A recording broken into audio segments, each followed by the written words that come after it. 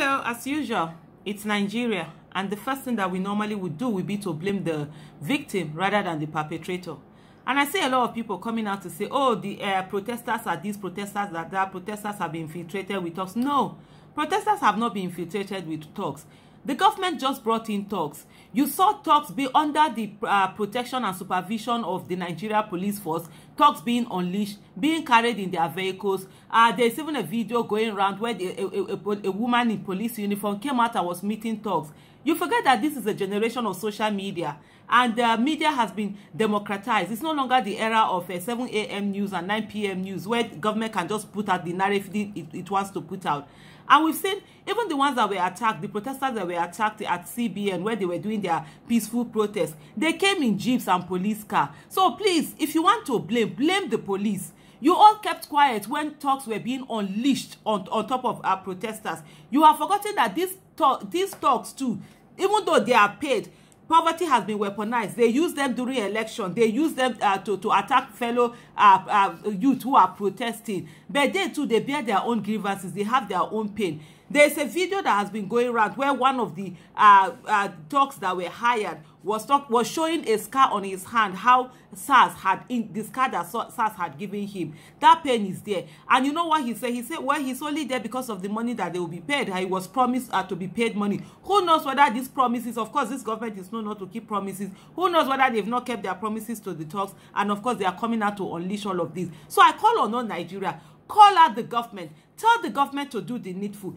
Nobody is asking for too much. The government should do the right thing, and that's all. And the NSAS protesters have repeatedly come, and they've been on the negotiating table since 11th October. The only thing is that it's not the traditional negotiating table that, you know, why they are still protesting. They sent in their messages, and the government hasn't done anything. And what have they done again? They've brought out another message which they call implementing the 5 for 5. What else do you want from them? Let the government do the things that they want from them. And that is all. And what are these things? These things are very, very simple. The first thing that they asked for was that release of arrested protesters. That didn't happen. Yes, some states released protesters, or some protesters were still being arrested. As we speak now, there are still some people who are in detention, and others are still being arrested. Come on, is it hard to release all protesters? They say what? Justice and compensation for families of victims. The third thing, independent body to oversee prosecution of officers within 10 days. That was what they gave on the 11th of October. Psychological evaluation of disbanded officers before redeployment. You can't redeploy the same people who have been harassing people, maiming people, and all of that to other units without actually checking how they are. And then the fifth thing, increase of police salaries. These things, have they been done? No. They now came out with what they said, implementing 5 for 5. Okay, government, since you don't know what to do, they put it now. But before then, they said, we maintain that we have the right to, and we continue to peacefully protest. The use of talks to discredit our legitimate demands will backfire.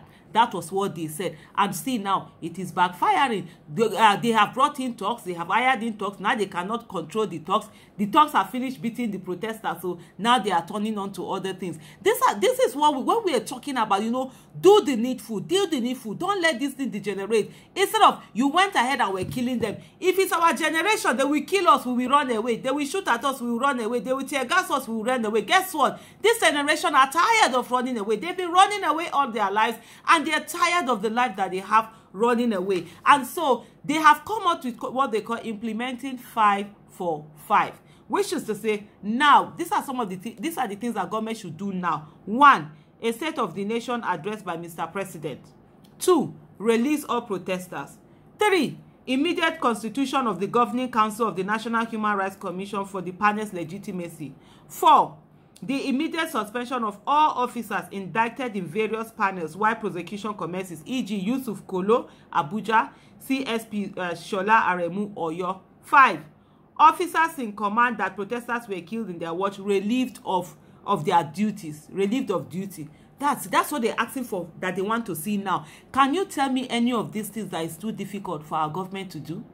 all this while, that instead of doing it, the government have been killing and killing more people, sending thugs in. First of all, they denied you your right to vote by sending in thugs. So most of you are afraid to come out to vote. You rather stay in your houses. So they keep perpetuating themselves in power, and now they are denying citizens again the right to protest. And they think by sending in thugs, they've done it before. They beat other people, they drive other people away. But guess what? They are meeting a group of young Nigerians who are determined, who are saying that enough is enough. Then the short to medium term thing they are asking for: 1, justice and compensation for protesters and bystanders killed. 2, all states to set up their panels of inquiry within 1 week. Time frame for action: 6 months. And in the meantime, they mentioned the states as of 19th of October 2020. They mentioned the states have already set up their own: Anambra, Delta, Edo, Ekiti, Kaduna, Lagos, Ogun, and Oyo have already set up their own as of 19th of October 2020. 3, the shorter to medium term demands, that things that government could do to implement. 3, ongoing psychological evaluation of police officers. 4, regulations for the Police Act 2020 to implement improved welfare for police officers. 5, set up an independent body for ongoing review of cases of police brutality. These are the short-term things. And then finally, they have medium to long-term, which is 1, holistic police reform, including training, curriculum review, and minimum entry requirements for police force recruitment. And 2, decentralize the police force to improve efficiency. That's all. Can you please tell me any of this that is too much? That the government will not do any of this? That the government, because they are used to not listening to the people, they are used to taking powers and just going on? Well, as it is, they are messing with the wrong generation. They are refusing to go home. It's not like our generation. You tear gas us, we go home. You beat us, we go home. Whatever you do to us, we go home. If you push us to the wall, we make a space inside the wall and we crawl into it. Well, this generation, this youth have been pushed to the wall and they are fighting back. And I think it is better we focus on the perpetrator, which is the government, and say to the government, enough. Eat the humble pie. Make apologies for what you've done. Make amends. Begin to put this thing in place and call back your thoughts for us to have a great nation. Enough is enough. It's no longer business as usual. It's now business unusual.